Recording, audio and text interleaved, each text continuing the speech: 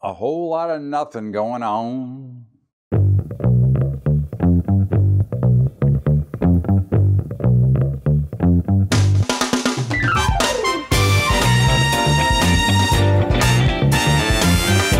What's up, everybody? A whole lot of nothing today. It's Bubba's Daily Update, and really just a whipsaw day where we saw the markets gap higher overnight, sell off in the morning, make another run at the rally, and then sell off hard. And actually the Dow was down at one point, probably 100 or so, and then come back to be right around the unchanged level. Really just a big nothing. The volume was light.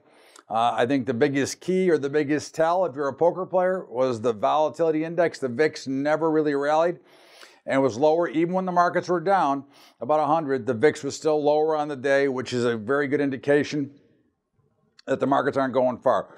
And that's exactly what happened. I think one of the things you look at here is the bonds actually rallied back from lows. The 10-year tried to punch through 3%, pulled back and closed about 2.97. This week will be through 3%. Will be through 3%. I would almost guarantee it. We've got the S&P was up or flat. The Nasdaq churned all day. Was up big. Was down big. And closed right on the flat line. Google's earnings came out, and believe it or not, with such a dramatic beat on earnings, the stock right now is about unchanged on the day, or up whatever it was up during the regular trading day. So it didn't look real exciting from that standpoint. And if you watch tomorrow, just a tip, if we open around unchanged, watch the options are all going to collapse tomorrow. So we'll see what that looks like. But again, as we said, the bonds were down big, came all the way back. Didn't quite get to a point where we're going to take a stop out on. We've sold the bonds around 146, so we're looking to get out just over 143.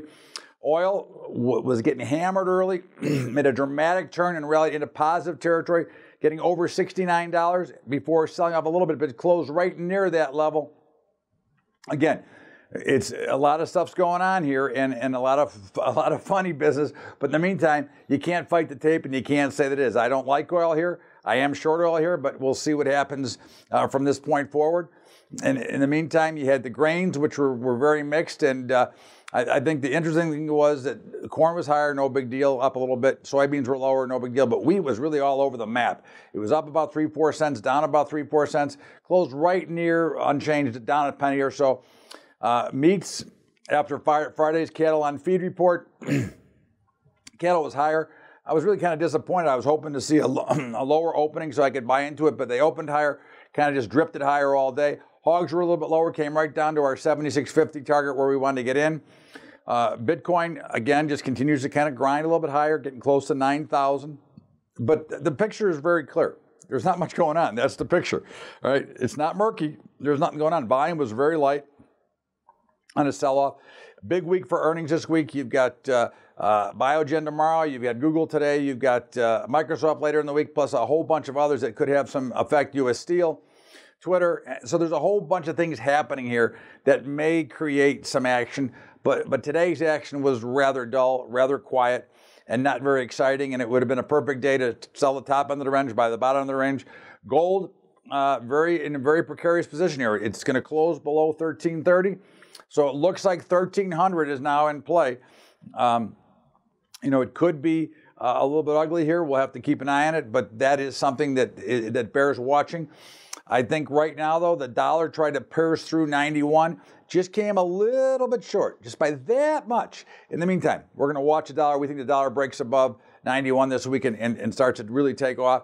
So there's a lot of things happening, but today's action is not indicative of the action that we're going to hopefully see with more volatility, more volume, and more action. So we're going to stick with observing the market here.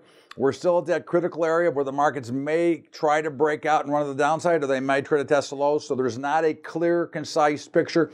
In the meantime, we'll keep an eye on it and not doing anything too crazy. We're going to see what earnings look like and see what the tape looks like, and we'll be more involved. In the meantime, this is Bubba's Daily Update. Remember our high school program, highschoolinvesting.com. Check out the curriculum if you like it and you want to help us out. Go to Patreon, patreon.com/Bubba Trading.